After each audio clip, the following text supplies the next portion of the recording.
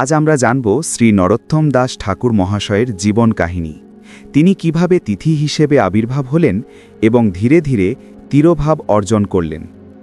এই জীবন কাহিনী শুধু আধ্যাত্মিক নয়, বরং আমাদের সকলের জন্য শিক্ষা। শ্রী নরোত্তম দাস ঠাকুরের জন্ম হয় এক ধর্মভীরু পরিবারে। ছোটবেলা থেকেই তিনি খুব সংবেদনশীল এবং আধ্যাত্মিক মন নিয়ে বড় হন। গুরু ও পরিবারের মানুষরা লক্ষ্য করেন তার মধ্যে ভগবানের প্রতি গভীর ভক্তি এবং আধ্যাত্মিক শক্তির চিহ্ন আছে। এই কারণেই বলা হয় তিনি তিথি হিসেবে আবির্ভাব করেছিলেন, অর্থাৎ ভগবানের অনুগ্রহের সঙ্গে জন্মগ্রহণ করেছিলেন। বছর ঘুরে তিনি বড় হতে থাকেন। নরোত্তম দাস ঠাকুর তার সমস্ত জীবন উৎসর্গ করেন ভগবানের নাম, ধ্যান এবং কীর্তনের জন্য। গ্রামের মানুষদের সঙ্গে ভজনের মাধ্যমে তিনি শিক্ষা দিতেন ভক্তি এবং ধ্যানের গুরুত্ব।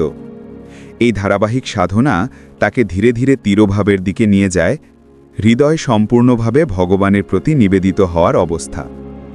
নরোত্তম দাস ঠাকুরের জীবনে প্রতিটি ধাপ ভক্তি এবং সাধনার মধ্য দিয়ে গড়ে ওঠে। অবশেষে তিনি তিরোভাব অর্জন করেন, যেখানে তার মন, চেতনা ও হৃদয় ভগবানের সাথে সম্পূর্ণ মিলিত হয়। তিনি ভক্তদের জন্য একটি উদাহরণ হয়ে থাকেন, দেখিয়ে দেন যে ধ্যান, ভক্তি এবং নিষ্ঠা থাকলে আধ্যাত্মিক পরিপূর্ণতা অর্জন সম্ভব।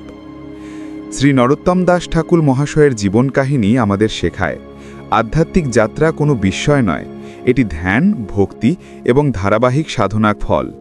তার জীবন কাহিনী থেকে আমরা শিখতে পারি যে ছোটবেলা থেকেই সঠিক ভক্তি এবং আধ্যাত্মিক সাধনা মানুষের জীবনকে পরিপূর্ণ করে। ধন্যবাদ আমাদের সঙ্গে শ্রী নরোত্তম দাস ঠাকুর মহাশয়ের জীবন কাহিনী জানার জন্য।